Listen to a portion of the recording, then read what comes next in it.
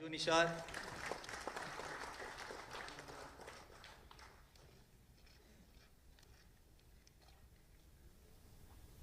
सौरभ सामंत,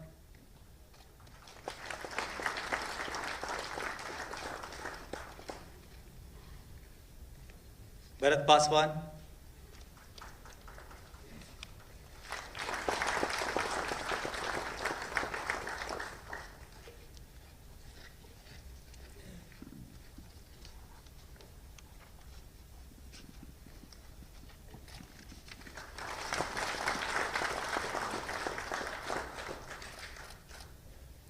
धन्यवाद महोदय।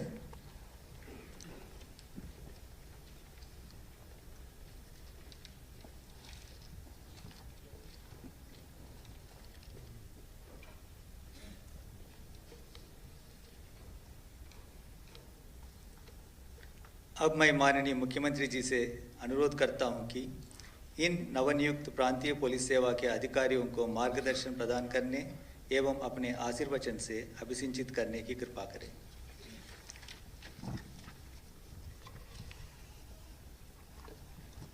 उत्तर प्रदेश लोक सेवा आयोग द्वारा चयनित पुलिस उपाधीक्षकों के इस नियुक्ति पत्र वितरण के लिए आयोजित इस विशेष समारोह में उपस्थित मेरे वरिष्ठ सहयोगी उप मुख्यमंत्री डॉक्टर दिनेश शर्मा जी,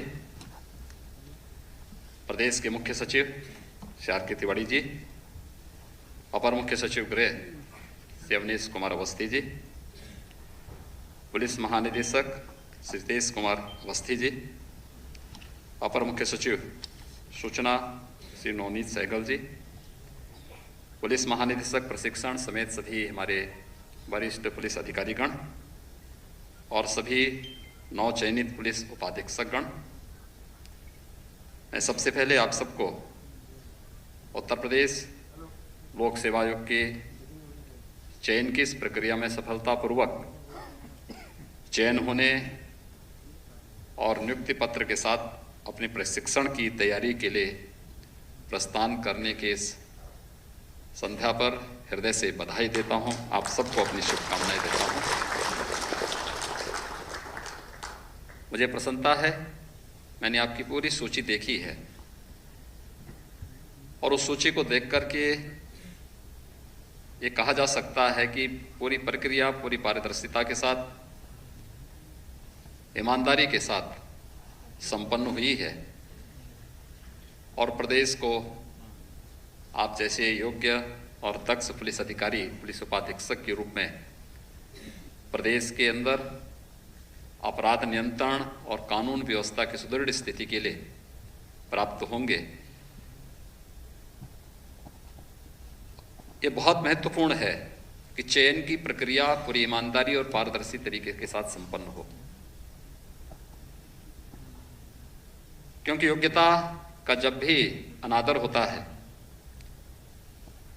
तो उसका खामियाजा कई पीढ़ियों को भुगतना पड़ता है। लेकिन उत्तर प्रदेश लोक सेवा आयोग की कार्य पद्धति को 2017 में आने के बाद से हम लोगों ने उसमें काफी सुधार किए और आज आप देख सकते हैं लोक सेवा आयोग की जितनी भी परीक्षाएं संपन्न हो रही हैं वहां पर प्रश्न उठाने का किसी को भी अवसर नहीं मिलता है। पूरी ईमानदारी के साथ, पूरी पारदर्शिता के साथ पूरी प्रक्रिया संपन्न होती है और योग्य और सक्षम अधिकारियों का चयन वहां से संपन्न होता है। ये आप सबके लिए गौरव की बात होनी चाहिए कि दुनिया के सबसे बड़े नागरिक पुलिस बल के आप हिस्सा बनने जा रहे हैं। लेकिन कैसे इस प्रक्रिया को आप आगे बढ़ा सकते हैं? आज आप पुलिस उपाधीक्षक के रूप में अपने प्रशिक्षण के लिए प्रस्थान करेंगे। 12 माह का आपका प्रशिक्षण होगा और उसके बाद जनपदों में आपको 5 माह के अतिरिक्त प्रशिक्षण के लिए वहां पर तैनात किया जाएगा। आज से आप जिस लक्ष्य को निर्धारित करेंगे और जीवन की जो कार्य पद्धति तय करेंगे वो आपके जीवन को उसी पद पर आगे बढ़ाने में पग पग पर मदद भी करेगा। याद रखना, पुलिस उपाधीक्षक के रूप में आपका चयन आपके जीवन की और आपके परिवार की उस अभिलाषा को पूरा करने जा रहा है। जो सपना आपने अपने जीवन के बारे में सोचा होगा, आपके अभिभावकों ने सोचा होगा, आपके मित्रों और शुभचिंतकों ने सोचा होगा, वह सपना साकार आपने किया, लेकिन यही मंजिल नहीं है। आप अगर ईमानदारी के साथ इस पथ पर आगे बढ़ेंगे तो जब आप अवस्थी जी की उम्र में आएंगे तब आईजी बनकर के आप अपने इस पद को और अपने इस चयन को उस समय गौरव की अनुभूति के साथ जोड़ पाएंगे। लेकिन अगर बीच में ही आपने अपनी इंटीग्रिटी पर प्रश्न खड़ा करने दिया या अपनी व्यावसायिक दक्षता पर प्रश्न खड़ा करने का अवसर दिया, तो बहुत बार ऐसा भी होता है। अभी हाल ही में हम लोगों को 3 वरिष्ठ अधिकारियों को समय से पूर्व सेवानिवृत्त करना पड़ा था। यह अक्सर होता है जब भी व्यक्ति की दिशा में भटकाव होता है तो उसके जीवन में फिर अनिश्चितता छाने लगती है। अनिश्चितता जीवन में कभी नहीं होना चाहिए। पूरी स्पष्टवादिता के साथ, पूरी ईमानदारी के साथ, पूरी व्यावसायिक दक्षता के साथ पुलिस बल के पूरे अनुशासन को अपनाते हुए हमें कार्य करना होगा। पुलिस की परंपरागत छवि को बदलने का उत्तरदायित्व तो आपके ऊपर है। एक डिप्टी एसपी के रूप में जब आप कार्य करेंगे, एक लंबे समय तक आपको उस क्षेत्र में कार्य करने का अवसर मिलेगा। उस समय आपको अपने आप को साबित करने का एक अवसर भी शासन देता है, और वह अवसर होता है आपके लिए कि आप अपनी नींव को कितनी मजबूत कर पाएंगे। मैं आज के इस अवसर पर आप सबसे ही कहना चाहूंगा, राज्य सरकार ने इस दिशा में पुलिस बल के आधुनिकीकरण और पुलिस बल के रिफॉर्म के लिए जो भी आवश्यक कदम थे, हमने प्रदेश के अंदर उठाए हैं। प्रदेश के अंदर बहुप्रतीक्षित पुलिस आयुक्त प्रणाली आज हम 4 नगरों में लागू कर चुके हैं। ये दायित्व हर पुलिसकर्मी का बनता है कि वह उसे सफलतापूर्वक आगे बढ़ाएं, जन विश्वास का प्रतीक बनाएं।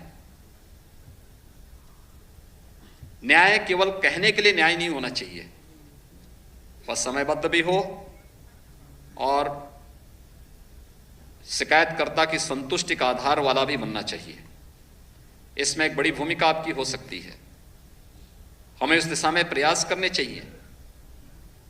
प्रदेश के अंदर पुलिस बल में नियुक्ति की प्रक्रिया, आप अनुमान करिए कि हम लोगों ने प्रदेश के अंदर विगत 4 वर्ष के दौरान लगभग 1.5 लाख से ऊपर पुलिस कर्मियों की चयन की प्रक्रिया को सफलतापूर्वक संपन्न किया। हमारे यहाँ चयन की प्रक्रिया में अब जाति, मत, मजहब, क्षेत्र, भाषा के आधार पर कोई भेदभाव नहीं हो सकता, बल्कि हम लोगों ने इसमें चयन की प्रक्रिया में महिलाओं के लिए 20% आरक्षण की व्यवस्था भी की और सफलतापूर्वक इस कार्यक्रम को आगे बढ़ाया। पुलिस कर्मियों के लिए आवासीय सुविधा,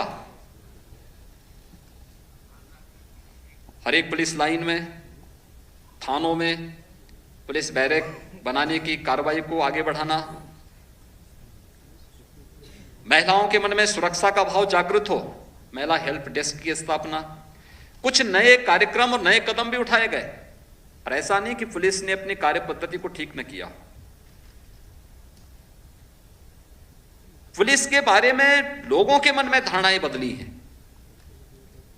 वही उत्तर प्रदेश की पुलिस है जो 2017 के पहले लोग इसके बारे में क्या क्या चर्चाएं करते थे। और आज आप जाइए देश के अंदर, अभी हाल ही में बहुत सारे राज्यों में चुनाव चल रहे थे और बहुत सारे राज्यों से मांग हो रही थी कि यूपी पुलिस को हमारे यहां भेज दीजिए, चुनाव बहुत शांतिपूर्ण तरीके से संपन्न हो जाएंगे। हमने कहा चुनाव, हमारे यहाँ भी पंचायत चुनाव चल रहे हैं, इसलिए बहुत पुलिस फोर्स हम नहीं भेज पाएंगे, लेकिन एक विश्वास कॉमन मैन के मुंह से जब ये शब्द निकलते हैं, और ये शब्द केवल चुनाव के दौरान यहीं पर नहीं, मुझे याद है लोकसभा चुनाव चल रहे थे 2019 में, उत्तर प्रदेश में 80 लोकसभा सीट थी, 1,63,000 हमारे पास बूथ थे। 80 लोकसभा सीटों पे 1,63,000 बूथों पे कहीं भी कोई हिंसा नहीं हुई, शांतिपूर्ण ढंग से सारे चुनाव संपन्न हुए। लेकिन उत्तर प्रदेश की आधी आबादी के कुछ राज्यों की स्थिति क्या थी? हर सीट पर, हर बूथ पर हिंसा हुई, दर्जनों लोग मारे गए। कोई बात तो होगी। ये सच है, हर घर में हम पुलिसकर्मी नहीं बिठा सकते, लेकिन पुलिस की यूनिफॉर्म के प्रति सम्मान का भाव भी और अपराधियों के मन में भय का भाव भी पैदा किया जा सकता है, बशर्ते आप करना चाहें तो। और यह संभव है, और यही हमें करके दिखाना है। एक सामान्य नागरिक आपको विश्वास के प्रतीक के रूप में देखे, यूनिफॉर्म के प्रति सम्मान का भाव उसके मन में हो, कानून के प्रति वह अपनी प्रतिबद्धता को पूरी ईमानदारी के साथ लागू कर सके, यह हमें तय करना होगा। हम उसका एक पार्ट बने। लेकिन अपराध और अपराधियों के प्रति शासन की जीरो टॉलरेंस की जो नीति है उसको लागू करना, हर हाल में लागू करना, यह अगर हम कर पाएंगे तो स्वाभाविक रूप से प्रत्येक नागरिक उसे सम्मान के भाव से देखेगा। आम नागरिक में विश्वास का प्रतीक बनता है। जब भी पुलिस कर्मियों के अपराधियों के साथ संबंध होते हैं या पुलिसकर्मी किसी अपराधी को बचाने का प्रयास करता है, याद रखना वहां पर केवल आपकी विश्वसनीयता ही संकट में नहीं खड़ी होती, पूरा पुलिस बल कटघरे में खड़ा होता है, पूरा प्रशासन और पूरा शासन कटघरे में खड़ा होता है। ऐसा हम कभी न होने दें, इस प्रकार की स्थिति कतई न होने दें, ये हम इस बात को जरूर ध्यान में दें। दूसरा, व्यवहार भी आपका बहुत बार प्रभावित करता है। मुझे याद है 2019 में 2 बड़ी घटनाएं हुई थी, 2 बड़े आयोजन थे। पहली बार प्रवासी भारतीय दिवस का आयोजन होना था, और प्रवासी भारतीय दिवस के आयोजन के लिए उस समय की विदेश मंत्री श्रीमती सुषमा स्वराज जी ने जब विभिन्न राज्यों से इसके बारे में आमंत्रण मांगे कि कौन राज्य इसको संपन्न कर सकता है, तो मैं जानता था कि लोकसभा का चुनाव होंगे, फिर भी मैंने उत्तर प्रदेश की तरफ से उन्हें कहा कि हम प्रवासी भारतीय दिवस के आयोजन को उत्तर प्रदेश में करना चाहेंगे। तो मुझे कहा गया कि आपने प्रवासी भारतीय दिवस के आयोजन के लिए भी किया है, एक एयरफोर्स का कार्यक्रम था, उन्होंने कहा आपने उसके लिए भी कहा है, और कुंभ का इतना बड़ा आयोजन आपके यहां हो रहा है। मैंने कहा सारे कार्यक्रम एक साथ करेंगे, और कहा लोकसभा भी आपके यहां सबसे ज्यादा सीटें हैं, कैसे आप संपन्न करेंगे? मैंने कहा नहीं, हम कर लेंगे। खैर, प्रवासी भारतीय दिवस के लिए जो शर्तें थी उत्तर प्रदेश उसको पूरा करता था, उत्तर प्रदेश को आयोजन करने का अवसर प्राप्त हुआ। मुझे याद है जब वाराणसी की धरती पर हम लोगों ने प्रवासी भारतीय दिवस के आयोजन को वहां पर आयोजित किया, दुनिया के 76 देशों से 7,000 से अधिक डेलीगेट्स वहां आए थे। लोग पूछते थे, अलग अलग प्रवासी भारतीयों के पास जाते थे, उनसे पूछते थे कि आपको क्या अच्छा लगा। स्वाभाविक रूप से जिज्ञासा इस बात की ज्यादा थी कि लोग बोलेंगे काशी में बहुत अच्छा काम हो रहा है, काशी विश्वनाथ कॉरिडोर के कार्य को हम लोग उस समय आगे बढ़ा रहे थे, तो उस कार्य के प्रति लोग उसकी सराहना करेंगे। लोगों ने कहा था ये तो अच्छा होना ही है, प्रधानमंत्री जी का संसदीय क्षेत्र है तो विकास तो होना है, अच्छा काम हुआ है, काशी में बहुत कुछ देखने। लेकिन उन्होंने कहा हमें सबसे अच्छा लगा पुलिस का व्यवहार। पुलिस, यूपी पुलिस भी इतनी विनम्र हो सकती है और इतनी सहजता के साथ हमारे साथ व्यवहार कर सकती है, ये हमारी कल्पना से बाहर है। और हम लोग, बहुत सारे लोग ऐसे थे जो कई वर्षों के बाद उत्तर प्रदेश में आए थे। सैद्धांतिक पक्ष होगा, व्यवहारिक पक्ष 5 महीने का वो प्रशिक्षण होगा, जो फिर आप फील्ड में आकर के विभिन्न जनपदों के दौरान देखेंगे, सीखेंगे, और फिर उसके बाद जब व्यावसायिक दक्षता के इस क्षेत्र में जब आपको फील्ड में काम करने का, एक डिप्टी एसपी के रूप में काम करने का अवसर प्राप्त होगा, उस दौरान आप जितनी मजबूती के साथ, जितनी स्फूर्ति के साथ, पुलिस के एक स्पिरिट भाव के साथ टीम वर्क के रूप में काम करना प्रारंभ करेंगे, मुझे लगता है वही आपके जीवन की सफलता को और उज्जवल भविष्य को आगे बढ़ाने में मदद करेगा। आप सबके प्रति मेरी मंगल में शुभकामनाएं। धन्यवाद। जय हिंद।